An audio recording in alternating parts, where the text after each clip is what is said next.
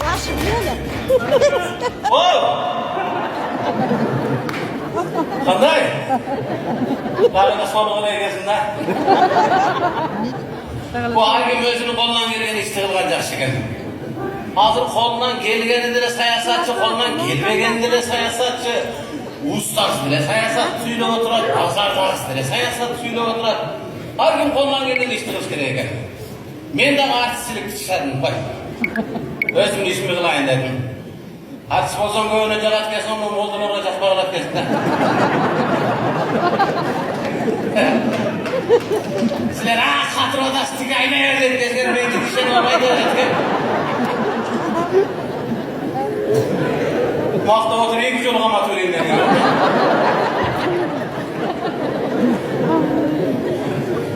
Sen qo'lga artma ish qilib berding, qo'yib olib berding 320 day qilib.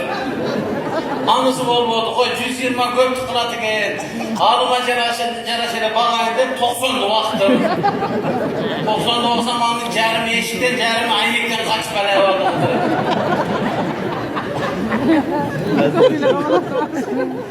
O'shanchun o'zim qo'limdan kelgan ishni qilayin deb chaqtara chaqdim. Sen chaqtara chaqdim. Bunda erkeklarga zaman vaqti başladım. Buna ayarlarım çaştırası görünüzdür. Ayarlar son özgeçe gönül burulattı ayazatına.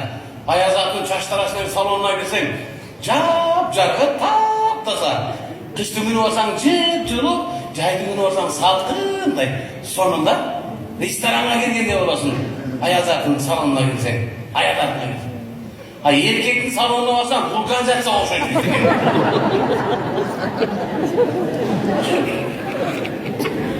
Ayarlarını değil, çarşı nemege salып, bunlar suğulap, bunlar juup, kurgatı, ona feminen kurgatı çağırıp atkan ayarlarda.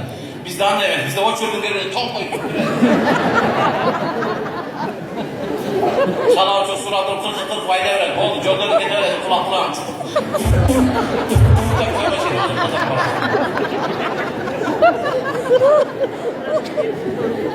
Şöyle, ayak satını özgürtçe görüyorum bak. Toçkan açımdan beri. Ah türlü döküleyen dur. Ayrıca ırıçılar yaparsın buna carcarçılar. Toyda niye nakşaşı sapon be? Çok yiğitmeni izleyip tapmaydın.